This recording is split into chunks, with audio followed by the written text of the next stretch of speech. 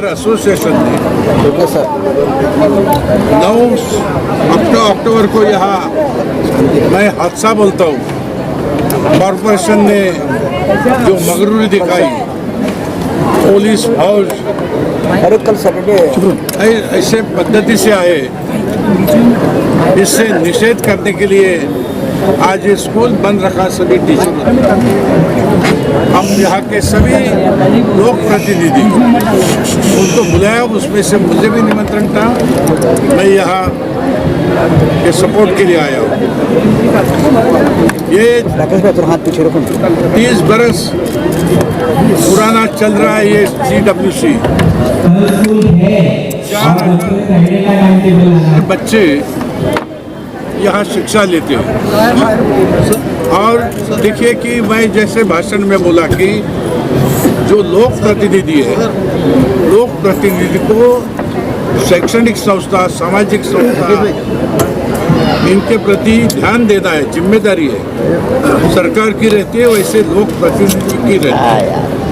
लेकिन यहाँ अपने अधिकार का गैर इस्तेमाल करके यहाँ के MLA ने कई झूठी खबरें कॉरपोरेशन को बताई और कॉरपोरेशन ऐसे ढंग से आए कि जैसे कि यहाँ कोई एंटी सोशल एक्टिविटी चलती है। ये कॉरपोरेशन को भी शोभा नहीं देती है, पुलिस दल को भी शोभा नहीं देती है। अगर कॉरपोरेशन को इतनी हिम्मत है, पुलिस को इतनी हिम्मत है, तो असामाजिक तत्व और अनऑथराइज्ड स्ट्रक्चर और अनऑथराइज्ड एक्टिविटी इस क्षेत्र में चलते इस पूरे मुंबई में, उसको रोकने का काम करे। इतना अधिकार जो आपके पास है तो उसका सही इस्तेमाल कीजिए, ताकि CW जैसी बहुत अच्छी संस्था 4,000 विद्यार्थियों को शिक्षा देने का काम गए 30 बरस करती है। ये निषेध मैं करता हूँ इनका, और मैंने इसके बारे में आपसे जो मैं बोलता हूँ मैं लिख के भी दे दिया है कमिश्नर ने, और मैंने एक्शन मांगा है कि जो अधिकारी, जो पुलिस ऐसे विदाउट परमिशन जिन लोगों ने ये संस्था में एंट्री की है उसके ऊपर कार्रवाई करे। अगर ये संस्था के बारे में अगर कोई जांच पड़ताल करनी है तो मैं अजय कौल से और ट्रस्टी से बोला हूँ कि कागजात जो है आपके पास सब कॉरपोरेशन को दिखाइए, वेरिफिकेशन करा के लीजिए। लेकिन आइंदा ऐसा कोई होना नहीं चाहिए। ये बात कॉरपोरेशन और पुलिस डिपार्टमेंट में ध्यान में रखना चाहिए। कृतिकर साहब, मेरा सवाल आपसे है। मैडम लवेकर कहीं ना कहीं भारतीय जनता पार्टी से ताल्लुक़ रखती है, इससे आपको नहीं लगता कि भारतीय जनता पार्टी की छवि खराब होगी? क्योंकि आप खुद मानते हैं और हर कोई जानता है कि इस तरह की गैर इलीगल एक्टिविटी इस क्षेत्र में बहुत होती है। इसके बावजूद उसको ध्यान में ना रखते हुए एक बहुत बड़ा इंस्टीट्यूट जो कहीं ना कहीं हज़ारों बच्चों को यहाँ से शिक्षा देता है, उसको बंद करने को, उसको बदनाम करने का जो प्रयास हो रहा है, उसके खिलाफ एक एक्शन होनी चाहिए। देखिए, जो मैंने लिखा है कमिश्नर को, जिसमें मैंने मांग की है, जिसमें मैडम का मैंने उल्लेख भी किया है, यानी पॉलिटिकल दबाव से ये एक्शन करा के लिए, और ये समझो कि उसकी तो प्रतिमा मलिन हो गई इसमें, लेकिन अपनी पार्टी की भी प्रतिमा मलिन की है उसने। तो ये उनके जो नेता लोग हैं उसको मैंने खत भेजा है, जो खत मैंने कमिश्नर को दिया उसकी कॉपी भेजी है, बोला कि आपके जानकारी के लिए। और मैं ये भी बोला सबको भी आज ये जो निषेध पेरेंट एंड टीचर ने रखा है उधर जाके मैं करूँगा। मुझे मालूम है कि ये शिवसेना BJP हमारा ताल्लुकात है, हमारा अलायंस है, तो भी अगर समझो गैर कानूनी और गैर इस्तेमाल अगर अधिकार का कहीं कोई भी आमदार खासदार करेगा समाज के हित के खिलाफ, तो मैं उसके साथ उसको बैकिंग नहीं दूंगा, मैं संस्था के साथ रहूँगा। अजय कौल सर एक ऐसी शख्सियत है जिसको हर कोई जानता है, एक रोल मॉडल है, एक इंस्पिरेशन है। उन्होंने कोरोना के वक्त में या एजुकेशन क्षेत्र में बहुत उम्दा रोल निभाया है। इसके बावजूद ऐसी शख्सियत को कोई बदनाम करता है, किसी रोल मॉडल को बदनाम करता है, आज उनको तोड़ने की जो कोशिश की जा रही है, इसके बारे में आपके क्या विचार है? अजय कौल के बारे में तो आप सब जानते हैं, पूरी यहाँ के एरिया के लोग जानते हैं।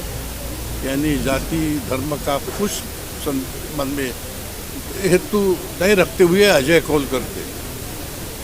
और जैसे आपने बोला कि कोरोना के समय में यहाँ के जो विद्यार्थी उसकी 2 करोड़ की फ़ी माफ़ी करना, मैं समझता हूँ कि मुंबई शहर में एकमात्र ये संस्था रहेगी जिन्होंने इतने औदार्य से काम किया।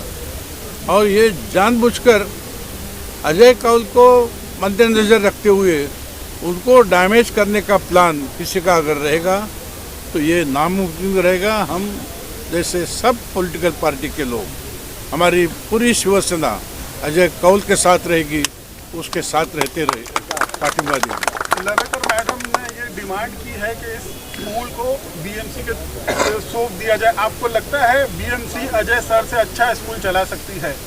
नहीं, बीएमसी ने बहुत सारे ज़मीन अच्छे स्कूल को दी है, जिसकी ताकत है चलाने की। स्कूल भी चलाने की ताकत चाहिए, ये चाहिए, तजुर्बा चाहिए। तो ऐसे बहुत स्कूलें हैं मुंबई शहर में जो ज़मीन नहीं ले सकती, लेकिन ये शिक्षा के लिए आरक्षित किया हुआ भूखंड अच्छे संस्था को दिया जाता है। वैसे ही ले लिया 30 बरस पहले, आजकल की बात नहीं है, ऐसा होने वाला नहीं है। क्या चलाएगी म्यूनसिपैलिटी? म्यूनसिपैलिटी के पास आज आरजीपीजी के इतने भूखंड है, रिक्रिएशन ग्राउंड और प्ले ग्राउंड, बहुत पैसा है, 52,000 करोड़ का बजट है बीएमसी के पास। लेकिन तो भी ये आरक्षित भूखंड, शिक्षा का तो छोड़ो, लेकिन आरजीपीजी का भूखंड आज उसका डेवलपमेंट कर नहीं पाती है म्यूनसिपैलिटी। Thank you. किसी को कुछ पूछना है? बहुत ही भावनात्मक हो गए, बहुत ही इमोशनल हो गए। क्या आपको लगता है कि आप इतने वीक हैं कि आपको इतना इमोशनल होने की ज़रूरत पड़ी? हज़ारों लोग आपके सपोर्ट में, ऐसी कौन सी बात है जो आपके दिल को छू गई और बहुत दुख पहुंचाई आपको? देखिए, ऐसा है ना कि इंसान, जैसे मैंने कहा कि ये स्कूल की बिल्डिंग प्लान के मुताबिक बनी है और 40 साल या 30 साल पुरानी बिल्डिंग जब बनी है तो यकीनन अगर कोई इसमें माइनर चेंजेस होंगे या कोई प्लान के मुताबिक कोई चीज़ ये हटाई गई होगी यहाँ से वहाँ, तो उसका हम लोग या तो पेनल्टी भरेंगे जो बीएमसी के रूल्स में है, उसको रेगुलराइज करने की कोशिश करेंगे। और अगर बीएमसी ने ये कहा कि भाई ये नियम में नहीं बैठता है, इसका डिमोलिशन होना चाहिए, तो यकीनन जो चीज़ें रूल्स में नहीं होगी तो हम रूल्स के खिलाफ जाके तो कुछ काम नहीं करेंगे।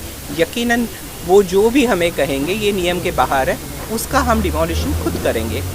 दुख उस बात का नहीं है या जितने एजुकेशनल इंस्टीट्यूशन पे उन्होंने इल्ज़ाम लगाए उसका भी मुझे दुख नहीं है, क्योंकि पिछले 42 सालों से BMC, state government, education department लगातार स्कूल के इंस्पेक्शन के लिए आता है और इंस्पेक्शन साल में 2 बार होता है, 6-6 महीने में इंस्पेक्शन होता है।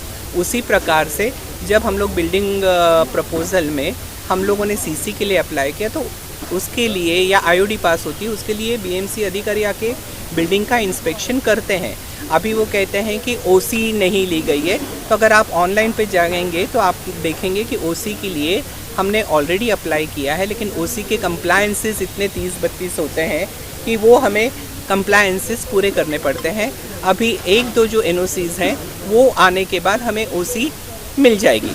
और अगर आपको लगता है हमने वो, अगर आप मलाड के ये देखिए, अगर आज जो प्रेजेंट जो बिल्डिंग में बैठे इसका ऑक्यूपेशन पूरे 5 माले तक का है, और जो अभी कह रहे हैं कि आपने ये जो नियमों का उल्लंघन किया फायर एनओसी का, अगर आप देखेंगे सीआरजेड का मैंने अभी आपको पेपर दिया कि सीआरजेड की एनओसी हमने ऑलरेडी गवर्नमेंट ऑफ महाराष्ट्र से ली है। कहने का मतलब क्या है कि सीआरजेड का क्लैरिफिकेशन तो बीएमसी दे सकती है, क्योंकि उन्होंने परमिशन दिया है, उनको पता है कि नियम में क्या बैठता है। दुख उस चीज़ का नहीं है, दुख इस चीज़ का है कि जब आप बहुत सारे लोगों को खड़े करके अनोनिमस 40-50 कंप्लेंट डालते हैं और किसी के कैरेक्टर के ऊपर बोलते हैं, तो मुझे लगता है कि किसी को किसी के कैरेक्टर के बारे में बोलने का हक नहीं है। तो इस बात के लिए मुझे आज भी खेद और दुख है।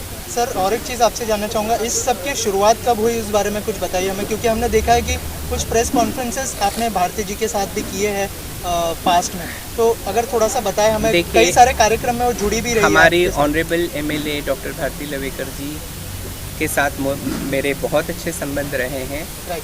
2018 तक उन्होंने 2 बार मुझे honourable deputy chief minister government of Maharashtra Shri Devendra Fadnavis ji के हाथों अवार्ड 2 बार दिया। वो जब चीफ मिनिस्टर थे उस वक्त भी उन्होंने मुझे 2 साल लगातार अवार्ड दिया। एक बार उन्होंने मेरे पास उनका सर्टिफिकेट है जो उन्होंने साइन किया है।